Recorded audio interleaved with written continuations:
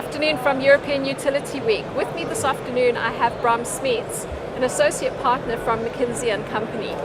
Bram, thank you so much for being with us this afternoon. My pleasure.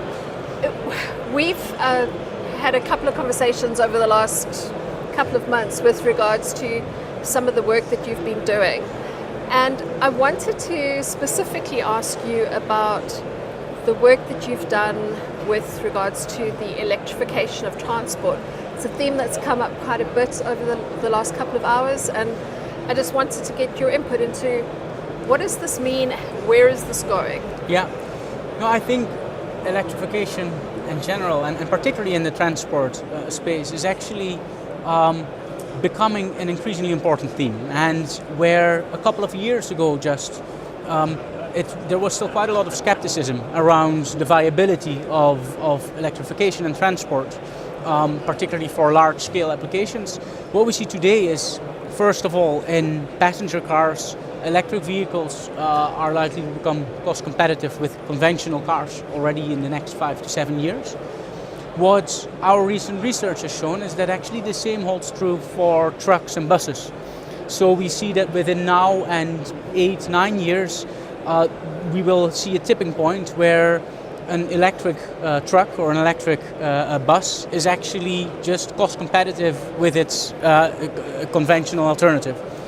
And if that point gets passed, what we'll probably see is a quite rapid uptake in electric buses and trucks, particularly because in these commercial sectors, the price points are just much more important as a driver of the purchase decision.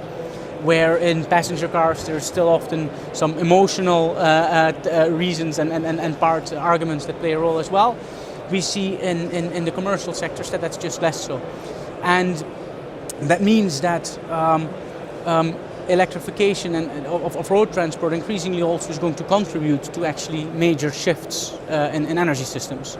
Of course, likely at the expense of oil and diesel demands, but if we use clean electricity to actually fuel these cars, it can also contribute to decarbonization.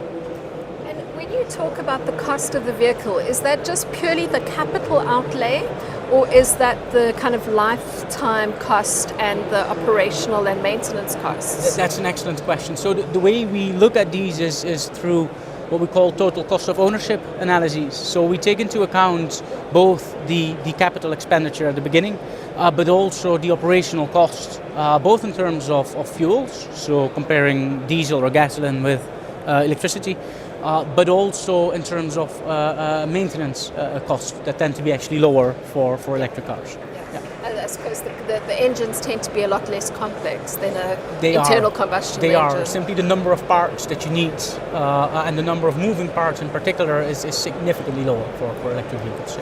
So in what might seem like a complete about face, one of the other things that you and I have spoken about recently is renewable energy and the uptake of renewables. What has your research and experience indicated from that perspective? So I think this is an area where we're seeing another set of tipping points coming quite close. Our research shows that we're already today quite close to the point at which power that's generated by solar and wind is becoming cost competitive with new investments in gas and coal-based power plants.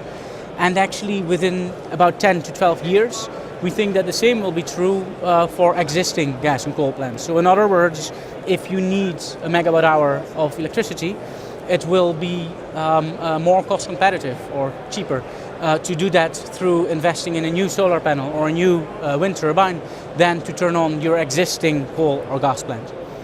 And we already see that this is happening in some places in the world in a very short run. I think we recently saw in Chile some claims that we've arrived at that point already today. But we do think that tipping point is actually a very important one because it will mean that going forward, actually the rational way to go in many cases might be to increase renewables at the expense of some of the conventional fuels. And I guess as storage becomes more more widely used, the prices will continue to drop for that as well, and that will completely change this market. Absolutely. So with the arrival of storage on top of the cost declines that we already see in intermittent renewables and in solar and wind, we actually think that will be a further catalyst for the uptake in renewables. Now, it's important to notice, though, that at the same time we will need flexibility in power systems, which can be provided by seasonal storage. But in many cases, we still also see that actually natural gas can increasingly play that role. And then we would see a shift in the role of natural gas from a baseload provider, which is this in many cases today, to much more of a flexibility, a backup source in the next decades. Unfortunately, that is all the time that we have today. All right. Thank you so much for being with us. My pleasure. Great talking to you. From European Utility Week, thanks so much for watching.